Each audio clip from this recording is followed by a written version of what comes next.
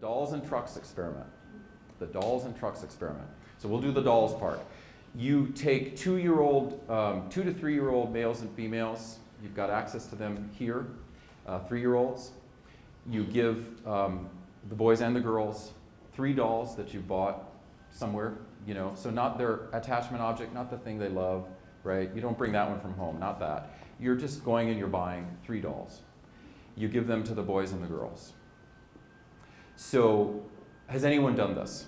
Or can you imagine what happens? Does anyone want to be courageous and tell me what happens? Let's go with the girls first. What do the girls tend to do with the dolls? They cuddle with the dolls, they feed the dolls.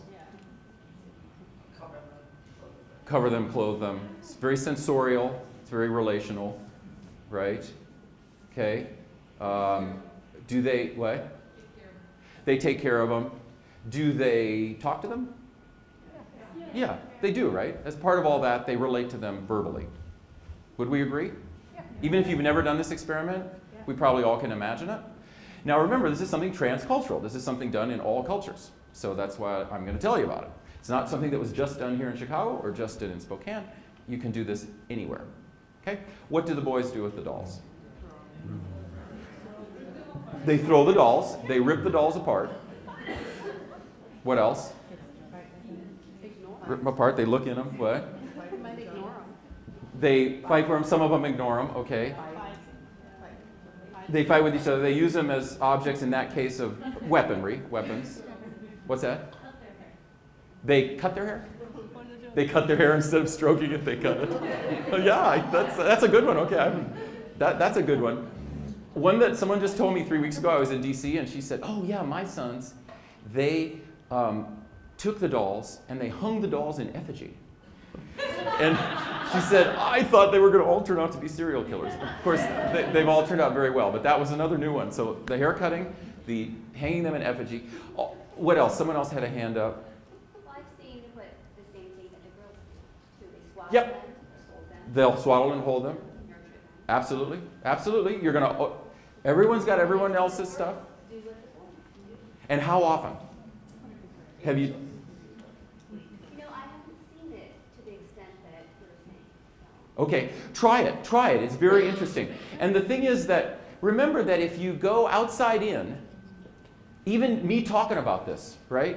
Even me talking about it. If you're going outside in on the lighthouse, on nature and gender, I would guess there are some people right now who are thinking, wait a minute. If we say that males tend to have this more spatial and kinesthetic relationship with these dolls, if we say that, in some way that's going to lead to harm for somebody. I'm going to go a different way with it. Because actually, if we don't get this, if we don't get what's going on with males and how they tend to be more spatial and kinesthetic, and they're trying to relate by moving objects around in space, if we don't get that, we will create systems that don't understand them. And if the system doesn't understand them, it's going to try to get them to be something other than they are. And I'm going to go back and forth, by the way. I'm doing a piece on males now. I'm then going to do a piece on females, come back to males, go to females, so you'll get both. In this case, this is something worth thinking about. And a reason it's worth thinking about is that if you do this experiment, it'll get replicated. And it does not show anything social, emotional, negative about males. Nor does it show anything superior about females. None of this is about that. What it shows is that males are having a certain reaction to the world and a certain way that the environment affects them. They're bringing their nature to the environment, and the environment's coming back and affecting them, as are girls, and we need to understand it. We even think that if they tear dolls apart when they're 2 years old, there's something wrong with them, because what lens are we looking at them through? We're looking at them through more of a female brain lens, I would argue. Actually, if we stepped back and looked at it a different way, we'd say, oh, well, you know, that doll isn't really a person. So it's actually plastic. So isn't either approach okay? One approach is, I'm going to use it as an object, and I'm going to throw it up and down and do this with it and slap it together and do all these things, which is a spatial reaction to the doll.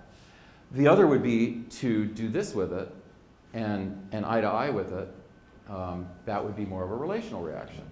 and a more verbal emotive reaction, words to emotions. And they're both okay, because really, it is kind of a person if we project person onto it, but it is kind of plastic if we don't project person onto it. So actually there is, as the mom said, whose kids are grown, as she said, they hung the dolls in effigy, but they've turned out fine. So in other words, there was no correlation between them using it as a spatial and being social emotionally in some bad way.